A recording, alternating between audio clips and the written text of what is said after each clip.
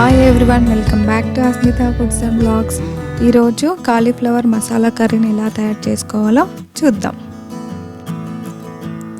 ముందుగా stove on చేసి 2 glasses water పోసుకొని 1 కప్పు కాలీఫ్లవర్ వేసుకొని కొద్దిసేపు ఉడికించుకోవాలి. ఇలా ఉడికిపోయాక తీసి పక్కన పెట్టుకోవాలి. నెక్స్ట్ స్టవ్ ఆన్ చేసి ప్యాన్ పెట్టుకొని 2 టేబుల్ స్పూన్ల ఆయిల్ వేసుకొని 3 పచ్చిమిర్చి, కొంచెం అల్లం, 1 ఆనియన్ని కట్ చేసుకొని వేసుకోవాలి. 1 టమోటా, 3 వెల్లుల్లి, కొన్ని మిరియాలు వేసుకొని అంతా ఒకసారి కలుపుకొని కొద్దిసేపు వేయించుకోవాలి.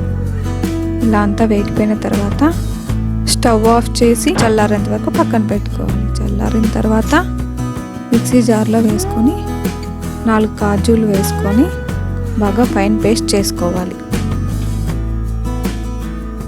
అదే ప్యాన్లో 2 టేబుల్ స్పూన్ల ఆయిల్ వేసి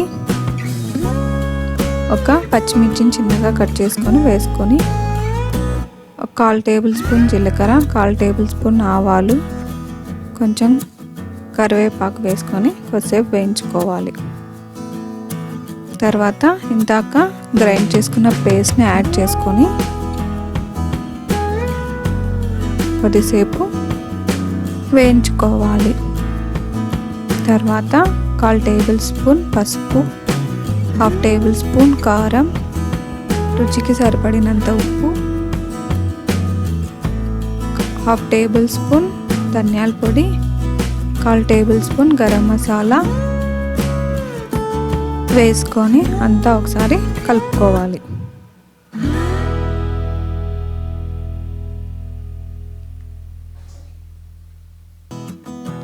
తర్వాత ఇందాక ఉడికించుకున్న గోబీని యాడ్ చేసుకొని గోబీకి మసాలా అంతా పట్టేలాగా అంతా కలుపుకోవాలి.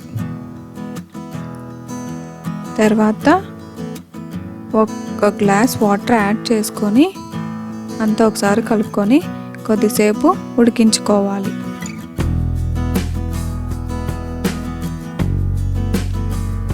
ఇలా